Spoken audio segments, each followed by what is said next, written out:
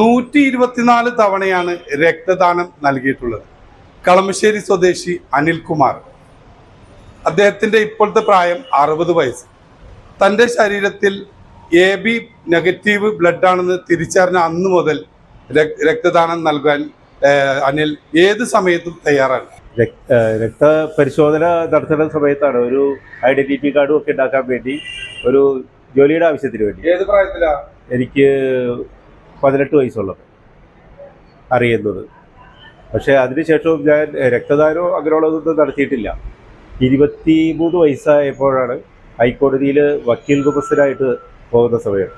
അന്ന് ഹൈക്കോടതിയിൽ കാർത്തികേയ പണിക്കർ എന്ന് പറഞ്ഞ അഡ്വക്കേറ്റിൻ്റെ ക്ലർക്കായിട്ട് ജോലി ചെയ്യുന്ന സമയത്ത് വക്കീലിനോടൊരു ദിവസം ഞാൻ പറഞ്ഞിരുന്നു, ഏതാണ് അതിൻ്റെ ബ്ലഡ് ഗ്രൂപ്പ് എന്ന് ചോദിച്ചപ്പോൾ ഞാൻ AB നെഗറ്റീവ് ആണെന്ന് പറഞ്ഞിരുന്നു.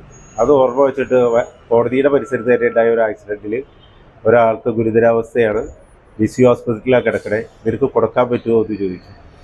അന്ന് ഞാൻ മനസ്സെന്നല്ല, എനിക്ക് ഒരു പേടിയൊക്കെ ഉണ്ടായിരുന്നു. അതുപോലുള്ള ഒരു ആരോഗ്യം എനിക്കുണ്ടായിരുന്നില്ല. 52 കിലോ ഏതാണ്ടൊക്കെ തൂക്കമൊക്കെ ഉണ്ടായിരുന്നുള്ളൂ. ഞാൻ അന്ന് പേടിച്ചാണ് കൊടുത്തത്. പിന്നെ കുറച്ച് നാൾ കൊടുത്തില്ല, പിന്നെ തുടർച്ചയായിട്ട് വിളി വന്നു തുടങ്ങി.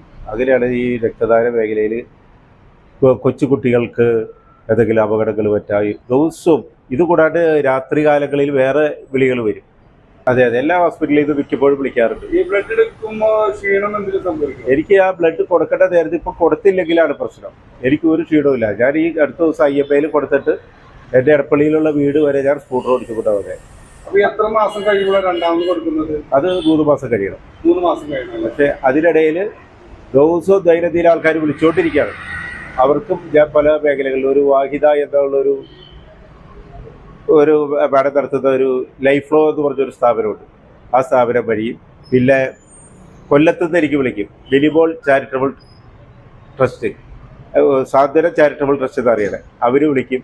ഇവർക്കൊക്കെ ദൂരസ്ഥലങ്ങളിൽ നിന്നുള്ള കേസുകൾ വരുമ്പോഴും ഞാൻ അറ്റൻഡ് ചെയ്യാറ്. അവിടെ വരെ പോയി കൊടുക്കാറുണ്ട്? ഇല്ല, അവിടെയൊക്കെ ആളെ നമ്മൾ ഏർപ്പാടാക്കി കൊടുക്കും.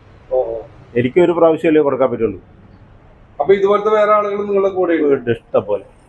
ഒരു നിങ്ങളുടെ കസ്റ്റഡിയിൽ എത്ര ആൾക്കാരുണ്ടാവും?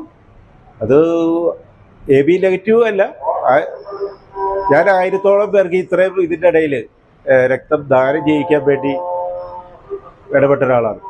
അത് അത്ര ഗുരുതരമായ അവസ്ഥയിലുള്ളവർക്കും, പക്ഷെ എല്ലാം കൊടുക്കുന്നത് എന്നിലും വളരെ പ്രായം കുറഞ്ഞ ആളുകൾക്കാണ്. ഇത് ഏറ്റവും കൂടുതൽ സന്തോഷം തോന്നിയിട്ടുള്ളത് ഈ സമയത്താണ്.